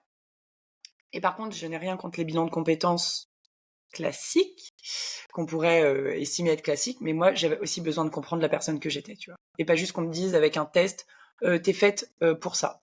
Parce qu'il y en a beaucoup qui te vendent comme ça et tout, et je me suis dit, ok, il faut que je trouve quelqu'un, tu vois, qui me parle, qui parle à l'humain en fait, tu vois. Et donc me voilà là à déblayer tout ce qui se fait sur le marché, autant te dire que c'est compliqué. Il y en a beaucoup. Il y en a beaucoup. Et là ma sœur me dit mais attends, il y a une nana qui kiffe le voyage. Elle vit à Miami, ma sœur vivait à Miami à l'époque. Elle me dit oh, c'est totalement ta cam. Je me dis ah ok et tout, bon bah ok, je vais regarder ce qu'elle fait. Et là j'ai senti que c'était elle quoi. Je me suis dit go. En fait, tu vois, elle avait mis des mots, tu vois, même si je suis pas hypersensible, mais elle est hypersensible, donc pour le coup, elle accompagne aussi les hypersensibles. Elle parle d'un truc que je connais pas, le Human Design. Ça a l'air d'être un truc pour apprendre à se connaître, ça a l'air d'être sympa ce truc. Elle parle de, tu sais, de sujets, enfin, ces mots me parlaient. Et là, je me dis, ok, bon, c'est elle. Donc, je pars dans un bilan de compétences. En fait, je me rends compte que mon parcours, qu'à l'époque, j'appelais chaotique, était en fait mon parcours qui pouvait être certes un petit peu atypique, voilà, mais que c'était pas juste le gruyère avec des trous dedans que je voyais, tu vois. Et ça Ouais, déjà, ça te permet de reprendre possession aussi de ton ouais, parcours et d'en totalement. avoir une lecture Ouais. sans ce jugement négatif. Ah mais pour moi, un bilan de compétences, ça devrait être obligatoire dans la vie de toute personne qui travaille, au moins tous les 7-8 ans, tu vois. Bah, moi, j'aime bien. Il y a plusieurs moments clés que je trouve intéressants Mmh. pour le bilan de compétences. Il y a au début du marché, quand tu rentres sur le marché du travail, parce que Ouais. souvent il y a beaucoup d'étudiants qui ont fait des études sans savoir, parce qu'on ne sait pas tout, on ne connaît pas toute l'étendue de ce qu'on peut faire au niveau professionnel, et puis les métiers évoluent tellement vite. Donc parfois, il y en a qui ont besoin de refaire un point, et j'en ai eu pas mal, des gens que j'ai accompagnés en sortie d'études, qui se disent, mais en fait, j'ai pas du tout envie de faire ça, je sais pas où je vais, etc. Donc ça, c'est un moment clé assez intéressant. En milieu de carrière aussi, c'est Mmh. intéressant parce que ça permet de remettre en perspective tout ce qu'on a fait et de se dire, en fait, là, il y a un moment donné, il y a eu une cassure et j'ai pas su quel wagon choisir. Mmh. Du coup, je suis un peu paumée. Et donc là, on redonne du sens aussi. Et Ouais. en fin de parcours, je trouve ça très intéressant. J'ai aussi accompagné des personnes en fin de parcours qui ont envie d'avoir une retraite active ou qui ont envie de se faire kiffer et qui ont passé toute leur carrière. Bon, justement, les personnes que j'ai accompagnées Mais sont oui. d'une autre génération où leur carrière, c'était voilà, c'était très carriériste, il n'y avait pas le côté sens, il n'y avait pas le côté on profite de la vie et au Oui. travail, ça doit être bien-être, etc. Et qui du coup veulent aussi cette cassure-là. Donc je trouve que c'est assez intéressant de voir ces différents moments de carrière. Après, tout le monde n'en a pas besoin à toute étape, mais tu vois, moi, c'est un peu comme les psys. Je conseille à tout le monde de se faire accompagner au niveau Ouais. psycho, psy ou autre thérapeute en fonction des besoins, mais pour mieux se connaître. Donc, Ouais. ce que tu dis, ça résonne aussi complètement avec comment moi je vois le bilan. Le Ouais. bilan, c'est pas ça porte très mal son nom d'ailleurs, hein, parce que c'est pas Oui. juste un bilan des compétences. D'ailleurs, moi, les Ouais. compétences, pour moi, c'est quelque chose qui est mouvant, ça s'apprend. Donc, si tu as envie d'apprendre un Ouais. truc, tu peux. Je suis Donc, c'est pas d'accord. tant ça qui est important, mais c'est plus de te recentrer sur qui tu es. Et qu'est-ce que toi, Exactement. tu veux profondément. Et Ouais. après, tu peux prendre des décisions. Mais en effet, si je te dis, Laurine, toi, tu es curieuse, tiens, tu devrais faire de la recherche scientifique. Ouais, Ça n'a pas de ouais, ouais. sens. Ah bah non. Et en fait, c'est vraiment de se dire, moi, en fait, la démarche qu'elle a est exactement la même que la tienne. C'est, en fait, viens, on apprend à ce que tu te connaisses, en fait, où tu fais un petit point d'étape sur ce que tu as fait de bien personnellement, où est-ce que sont un peu tes talents cachés, enfin, et en fait, Mhm. des choses que tu te poses même pas. Tu conscientises en fait des Mais oui, comportements, des fonctionnements et tu te dis, mais en fait, exactement. là où je me trouvais atypique, pas dans la norme, à l'écart, en fait, c'est ce qui fait mon unicité. Bah Et oui, donc, c'est ce qui fait que je suis différente des autres et c'est ce que je peux mettre en valeur bien plutôt sûr. que de le cacher en me disant, «Oh, non, mais attends, les gens, ils vont comprendre que je suis pas comme eux. Bah Alors oui, qu'en fait, c'est hyper important de pas être comme tout le mais monde. totalement, totalement. Et la partie, je te dis, sur la carrière où moi, du coup, c'était vraiment ça parce que moi, faut quand même savoir que, enfin, depuis mes 23 ans, donc 2000, voilà, hein, Mhm. voilà, depuis Depuis les mes 23 23 ans. ans, j'ai 33 ans, donc il y a 10 ans. Je me fais quand même accompagner par des thérapeutes divers et variés parce que j'ai toujours eu cette curiosité d'apprendre à me découvrir. Et en fait, ma collègue, du coup, dans l'hôtellerie, allait voir une kinésio à l'époque et elle traitait un peu elle avait un peu des angoisses et tout ça. Et moi, je faisais des crises de spasmophilie à l'époque. Ok. Très jeune, en fait. Mais je faisais un sport qui me stressait un peu, en fait, du coup, je pense. Et ça venait très souvent à ce moment-là. Et après, je me suis dit, bah, trop bien, je vais aller traiter ce truc-là que je trimballe depuis plusieurs années. Et en fait, j'ai commencé par la kinésio et donc je me suis quand même toujours fait accompagner à Ouais. côté. Trauma, pas trauma, problème, pas problème, hein. C'était vraiment ce truc de Mhm. se dire: «Tiens, en fait, on connaît à peu près, 8 de notre cerveau et si j'allais creuser, moi, dans tout ce qui est inconscient et tout ça, pour voir, en fait, qui je suis vraiment». Donc en parallèle de ça, je me suis quand même toujours fait accompagner, donc je suis Mais totalement d'accord avec souvent, toi. on décorrèle Ouais, la personnalité, ouais, le côté perso de notre vie ouais, et le côté pro. Justement parce qu'il y a aussi un sujet de il faut ne pas tout dire à tes collègues. Ce truc de mettre un masque, moi je me retrouvais pas dans le salariat notamment parce que je ne pouvais pas mettre un masque. J'étais ce que mmh, j'étais et je l'étais comme ça. Enfin, je voulais être naturelle quoi dans le milieu du bien sûr. travail et comme beaucoup de gens, comme tu l'as dit aussi, faisaient semblant. Bah oui. Moi, je me reconnaissais pas au milieu de tout ça parce que j'ai un de mes drivers, c'est l'authenticité. Bah C'était oui, oui, impossible pour moi. Et du coup, il y a ce truc aussi de on a décorrélé qui tu es de la personnalité professionnelle que tu dois avoir. Donc ouais, moi, ce qui est important pour moi aussi dans le bilan, c'est de réconcilier ces 2 aspects-là et ouais, de dire: «Mais en fait, tu es une personne et tu ne te dédoubles pas quand tu vas mmh, travailler». Évidemment qu'il y a des choses qui vont aller sur le devant de la scène quand tu es dans ton travail, d'autres choses différentes qui vont aller sur le devant de la scène quand tu es avec tes amis, avec ta famille. On met pas en avant les mêmes éléments, mais profondément, on a les mêmes valeurs, bien sûr, on a les mêmes qualités, on est la même personne. totalement. Donc faut, je pense, rassembler ça Mmh, et se dire, bah voilà, dans le monde professionnel, tu as aussi le droit d'avoir les mêmes qualités que bah oui. tu as dans ta vie perso. Bah et puis comprendre, enfin moi ça m'a fait comprendre que ce que je faisais naturellement dans ma vie perso avec mes potes par exemple pouvait avoir sa place, tu vois, dans ma vie pro Tout et à des fait. choses que je faisais très bien dans le pro pouvaient aussi, enfin tu vois? Et c'est surtout, moi, je te jure Créer que du lien, en fait, ouais, entre et de ces deux sphères. dézoomer sur ma carrière et de comprendre. Ça m'a juste permis de comprendre qu'en fait, il y avait quand même un fil conducteur entre tout ça, Ouais. que je n'avais moi pas identifié, tu vois. Et qu'en fait, bah oui, il y avait quand même toujours ce truc de création, de lancer des projets, Mmh. d'être intéressé par plein de domaines divers et variés pour nourrir un peu mon intellect. Et en fait, je me suis dit, oh waouh, mais c'est trop bien ce truc-là, le bilan de compétences. Et du coup, j'arrive à découvrir le Human Design, qui est aussi une pièce maîtresse quand même assez importante dans mon histoire. Et bah, je me lance dans l'entrepreneuriat du coup. Donc Euh, ça, c'est l'issue de ton bilan qui, emmène à cette nouvelle voie. ouais, je finis mon bilan de compétences 5 jours avant d'accoucher de mon fils du coup, puisque j'ai fait mon bilan de compétences pendant toute cette période-là où j'étais en arrêt aussi. Mmh. Et du coup, on fait le choix du coup avec mon conjoint de se rapprocher de ma ville d'origine. Parce qu'avec 2 enfants, je me suis dit que je voulais quand même me retrouver, moi, une vie sociale, que je n'avais plus à Auxerre, qui était important, que j'avais recompris dans ce bilan. Mmh. C'était important, tu vois, que c'était même un moteur pour moi, enfin, tu vois, donc ça a mis plein de choses en lumière. Et en fait, je me suis dit, bah, j'ai besoin de ma famille, j'ai besoin de mes amis, j'ai besoin de me sentir dans un espace où je me sens en sécurité, tu vois, enfin, donc, bah, on entreprend du coup avec mon mec un déménagement, avec une création de boîte pour moi. Lui, parce que du coup, j'ai eu la chance que lui a une rupture conventionnelle qui m'a permis d'avoir un suivi de conjoint pour avoir du coup Pôle emploi Mmh. et enfin, France Travail. Le Et, chômage, quoi. ouais, voilà, le chômage. Et, euh, et du coup, par contre, au lieu de reprendre un job dit classique, mon maître décide de se lancer aussi dans l'entrepreneuriat. Donc nous voilà, parents de 2 enfants en très bas âge. On lâche notre maison de laquelle on était propriétaire pour redevenir locataire, mais dans une ville où on est bien et où en fait les choses principales de notre vie sont réunies. Donc Mmh. c'est là qu'on a focus notre énergie. Et aujourd'hui, on s'éclate tous les deux dans notre quotidien. Nos enfants sont heureux, ne manquent de rien. On se marre avec nos potes. J'ai mes C'est, parents qui c'est m'aident le plus avec mes important, enfants, finalement. tu vois. En fait, finalement, ce bilan, il m'a permis de comprendre en fait comment je voulais aussi articuler ma vie. L'écosystème de ta vie, Ouais, bien sûr. exactement.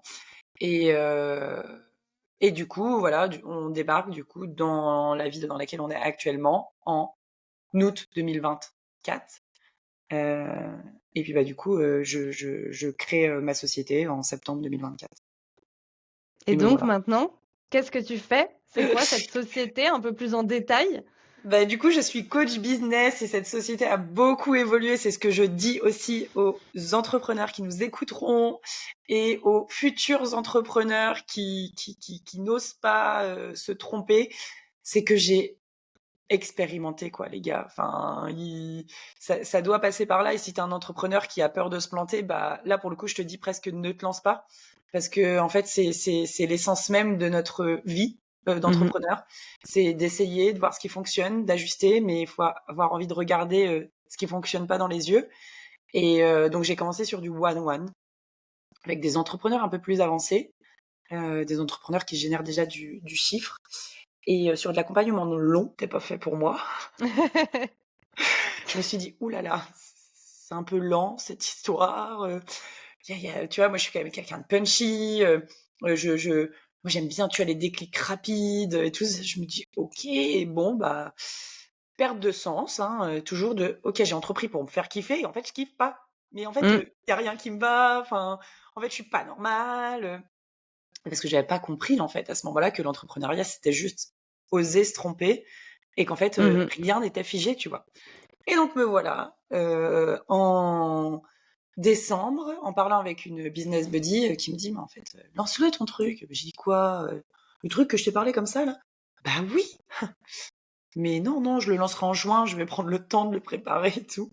Et elle me dit ok bah vas-y lance un bêta test en février. Je lui dis attends tu rigoles. Elle me dit mais ton truc il est prêt. Et je lui dis t'es vraiment sûr? Elle m'a dit allez vas-y de toute façon tu perds quoi, c'est un bêta test, elles m'ont pas payé cher, allez go quoi. Et donc me voilà à me lancer avec un du coup club business qui n'est pas uniquement un club business puisque la manière dont j'ai créé ce club business, c'est qu'il y a quand même des sessions en live pour des coachings collectifs. Mais il y a tout un écosystème effectivement qui permet aux filles de rentrer en connexion les unes avec les autres. Donc un groupe Telegram, ce que j'ai appelé le manifeste des ambitieuses, étonnamment, où en fait elles peuvent toutes mettre des infos personnelles sur qui elles sont, si entre elles veulent s'offrir, tu vois, un moins 10% sur leurs offres. Enfin voilà, j'ai quand même créé ce truc qu'on connaît tous, le réseau plutôt entrepreneur, Ouais. tout en gardant par contre un très gros suivi sur le projet des filles, puisqu'en fait, bah, c'est ça que j'aime. C'est suivre leurs projets, c'est ne pas les laisser dans leurs problématiques, c'est les faire passer à l'action, parce que en fait, on attend très souvent d'être parfaitement prêt et d'être totalement au clair avant de passer à l'action, alors qu'en fait, c'est l'inverse qui se passe. Ouais, C'est tout à passe à fait. l'action, analyse ce qui vient de se passer et ensuite ajuste et en fait tente de nouveau. Et donc, je l'ai lancé en bêta test en février. Ça a hyper bien fonctionné. Donc, j'ai lancé officiellement la V1, puisque le club a pour objectif d'évoluer et je suis en train ça sera un peu mon travail de fin d'année. Donc là, du coup, je me suis lancée en mai, officiellement, avec du coup des entrepreneurs qui ont rejoint le club Ambition Lab, où du coup tu as de la place pour ramener tes problématiques, pour pas rester bloqué. Donc chaque semaine, on a un point pour que tu puisses en fait pas rester seul avec tes idées, tes échecs, tes stress, tes questions en fait. Trop Donc bien. voilà. Trop bien. Bah, écoute, Voilà, ça voilà. rassemble pas mal de questions que je voulais te poser, mais que tu as donné pas mal de conseils tout au long de ton parcours. Et du coup, si on devait retenir, 1 ou 2 des principaux conseils que tu pourrais donner à quelqu'un qui a envie de se lancer dans une reconversion, en tout cas de retrouver du sens, dans son parcours professionnel, tu lui dirais quoi? Par où il pourrait démarrer? Ce serait quoi les meilleurs conseils? Bah, en fait, investir sur toi-même. Enfin, je le répète et en fait on pourrait se dire: «Bah, tiens, une coach business qui dit: "Investis sur toi-même", c'est un peu bateau». Mais en fait, non et je pense que tu es d'accord avec moi et tu vas me rejoindre, c'est que tout part de qui on est, en fait. Donc si tu investis pas sur toi pour apprendre à comprendre, enfin comprendre comment tu fonctionnes, Mmh. pour comprendre ce que tu veux vraiment et que c'est un objectif de changer de carrière en restant dans le salariat ou de te lancer dans l'entrepreneuriat, en fait. Juste repars de qui tu es vraiment Mmh. et très souvent, on a la réponse. On Oui, a au mais fond de nous on la conscientise pas. non, C'est vraiment ce qui permet de conscientiser et exactement. C'est qu'en d'être fait, au face à fond de nous, soi-même, on en fait. sait, mais tant qu'en fait, il y a pas quelqu'un d'extérieur qui te l'a dit et qui te l'a montré sur le papier: «Hein, tu vois, c'est toi qui as écrit qu'en fait, tu la gestion de projet», tu vois? Parce qu'en fait, tu l'as compris avec les exos d'avant, tu vois? Que en fait, Ouais. la gestion de projet, la création, vraiment moi, c'était vraiment ce truc d'avoir un panel, tu vois? De champs des possibles devant moi, OK, là, il y en a une qui va être, thérapeute en ceci, qui va lancer des huiles essentielles, une coach en nutrition, enfin, c'est plein de trucs que je connais pas et là, j'apprends plein de choses et je suis trop contente. Enfin, j'ai j'ai de tout. J'ai de tout et c'est ce qui fait aussi, du coup, la richesse de mon club aujourd'hui, c'est que, ben, tu as un problème sur Insta, il y a une coach Insta, tu as un problème pour ta communication, il y a une Bah, responsable ouais, en ça fait du stratégie. réseau aussi, comme tu disais. Ouais et en fait, tu restes pas bloqué, vraiment pour revenir du coup au conseil, c'est vraiment tout part de toi, donc juste investis sur toi-même et oui, en fait, des fois ça passe par le financier et par contre, ne te mets jamais en insécurité financière, je répète. Investis sur toi. Peu importe la manière que tu choisis de Mmh. le faire, mais fais-le parce que tout part de là, en fait et c'est comme ça que tu prendras confiance, en fait, faut pas avoir peur de le dire, que tout le monde dit: «Oui, la confiance, ça se cultive et tout». Oui, en fait, OK, d'accord. Mais sauf qu'en fait, quand tu en es plus là et que tu as besoin juste d'avoir quelqu'un de bienveillant qui te le met en face de toi, en Mmh. fait, tu peux avoir confiance en toi parce qu'en fait, ce que tu fais, c'est cool et que la personne que tu es, elle est stylée, bah, en fait, ça mérite tout l'or du monde et moi, je n'ai pas, à aucun moment, je me suis dit: «Qu'est-ce que j'aurais pu faire avec les sous que j'ai mis dans ce bilan de compétences? Qu'est-ce que j'aurais pu faire d'autre?» Jamais. Jamais, jamais, jamais. C'est vraiment le plus bel investissement parce que c'est la première fois que j'investissais sur moi et c'est le plus bel investissement que j'ai fait aujourd'hui, d'un point de vue financier, mais qui m'a apporté tellement plus que ça, tu vois? Et Donc, l'investissement sur soi, pour moi, c'est ce qui est important aussi de préciser, c'est qu'il faut que dans la démarche, la personne soit engagée. Parce que bien sinon, sûr. ça marche pas. Ah bah Et donc, non. comme tu le dis, l'investissement en soi, ça passe soit par des formations si tu as Mmh. envie de te former à un sujet, Ouais, soit par de l'accompagnement thérapeutique, soit par de l'accompagnement professionnel. Enfin, il y a plein de façons d'investir bien sur sûr. soi, mais c'est de choisir quelque chose dans lequel on a envie Mmh. de s'engager. Ah bah Sinon, oui, ça marchera pas. Et nombre de personnes qui m'ont dit: «Non mais Emma, un bilan de compétences, ça sert à rien, j'ai, mon grand-père qui en a fait un, c'était nul, ça lui a servi à rien». Ben moi, je demande à chaque fois: «Pourquoi ça a servi à rien?» ouais. Et est-ce que et tu l'as dit aussi un truc très important dans cet investissement sur soi, de trouver la bonne personne Mmh. qui va, répondre à ce que nous on Bien cherche sûr. à ce moment-là. Donc c'est pour ça qu'il y a aussi plein d'acteurs qui accompagnent professionnellement, personnellement, psychologiquement et qu'il ne faut pas, hésiter à rencontrer plusieurs personnes Mmh. et à choisir la meilleure pour soi.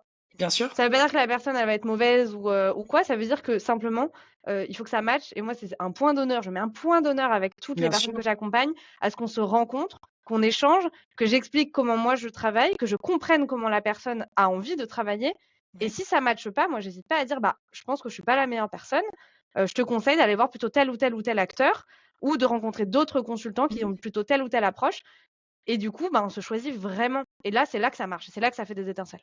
Bah et puis il y a quelque chose que tu dis, effectivement, faut le faire avec une démarche, et un engagement, mais il faut partir du principe que c'est pas parce que tu investis sur toi qu'on va t'apporter une solution miracle.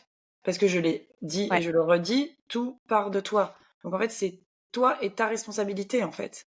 C'est nous, enfin nous, parce que moi, du coup, c'est dans différentes mesures, mais on ne sauve personne. On n'est pas des sauveurs. complètement.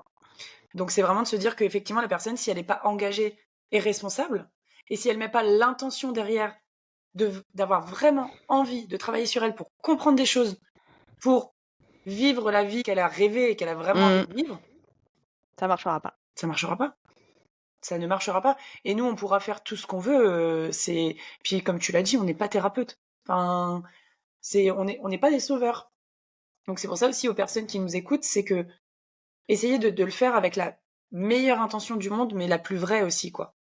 Et de ne pas voir ce qu'on vous vend, parce que, alors Emma et moi, on n'est pas comme ça. Enfin, si vous nous suivez mutuellement, vous allez voir qu'on n'est pas comme ça, mais euh, ne croyez pas aux solutions miracles qu'on vous vend, en fait. Parce que le miracle n'existe pas à part hormis si tu es à la base de ce que tu vas aller provoquer, en fait. Ça, on en parle beaucoup sur le podcast aussi des promesses, qu'on voit sur les réseaux Mmh. sociaux et qui malheureusement marchent sur les gens et qui du coup, se lancent dans l'insécurité en Bien plus sûr. et du coup sont dans l'urgence et se cassent la gueule ou alors ont des rêves, qui sont peu réalistes, de chiffre d'affaires, voilà qui s'atteignent pas en 2 mois Mmh. et ça, c'est important de le rappeler donc merci d'en parler. Quels sont tes projets à toi? Tu as commencé à nous en parler que tu voulais faire évoluer ton club. Donc du coup, donc le podcast, on est en train de le tourner, fin septembre, il va sortir d'ici un mois, donc fin octobre. Ouais. Qu'est-ce qui va se passer pour toi sur cette fin d'année?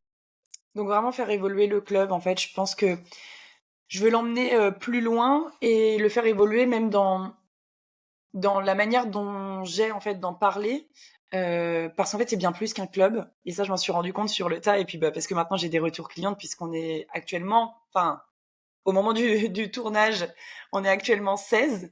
J'espère que fin octobre, on sera plus nombreuses. C'est Mais beau. c'est vraiment de se dire que je veux que ça soit un écosystème de femmes hyper bienveillantes qui sont toutes mutuellement au courant de ce qui se passe dans la vie entrepreneuriale de l'autre et que le seul objectif qu'on a toutes, c'est de se tirer vers le haut, en fait. Mmh. Donc, c'est-à-dire que si tu ne rentres pas, et c'est ce que j'ai dit aux filles, c'est que s'il y a quelqu'un que je sens qui ne matche pas, elle rentrera pas, en fait. Mmh. Et c'est pas un réseau juste histoire de dire, tiens, je vais networker et tout. Non, pas du tout, parce qu'en fait, derrière, il faut quand même que tu sois prête à entendre ce que je vais te dire quand tu vas me dire que oui, ça avance pas, et puis du tout, voilà. Je suis quand même quelqu'un de C'est plutôt... destiné que aux femmes du coup, ce club? Oui, oui, OK. ouais. Ce club est destiné uniquement aux femmes pour le moment et j'ai pas la réponse, tu vois. C'est une réponse une question qu'on m'a souvent posée. Je sais pas si ça évoluera. J'ai quelques hommes maintenant qui commencent à s'intéresser à moi parce que bah, je suis plutôt cash, j'ai une manière de parler qui est pas très enveloppante, pas très maternante, donc ça peut parler, je pense, à certains hommes. Donc je sais pas. Peut-être que ça, tu vois, je suis pas ferme et définitive sur le sujet, mais aujourd'hui, à date, ouais, c'est que pour des femmes. Ok. C'est que pour des femmes, et j'aimerais en fait après le faire évoluer pour qu'il y ait un espace où les filles puissent approfondir leurs connaissances d'un point de vue formation, etc. Donc dispenser peut-être des petites formations sur certains sujets qu'on me demande plusieurs fois et qui du coup pourraient peut-être être une manière en fait de les faire apprendre davantage sur la partie en fait professionnelle, quoi. Trop bien. Mais en tout cas, c'est Voilà. des beaux projets. Je mettrai tes réseaux dans la description du podcast, Merci. comme ça les personnes qui sont intéressées, qui ont envie de voir un petit peu ce que tu fais pourront venir. Merci beaucoup pour ton temps et merci beaucoup pour tout ce que tu nous as partagé. Et puis, bah, c'était un plaisir et ton parcours est super chouette. On aurait pu parler des heures, mais bon, Ouais, là, le podcast fait déjà un bon 1 heure et demie, donc on est ouais, pas j'allais mal. dire.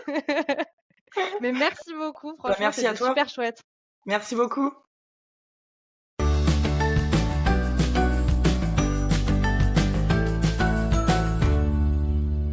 Merci pour ton écoute. On se retrouve prochainement pour un nouvel épisode du podcast Aimez-vous, histoire de reconversion professionnelle. En attendant, je t'invite à me suivre sur mes réseaux sociaux pour échanger ensemble et répondre à tes questions. À bientôt!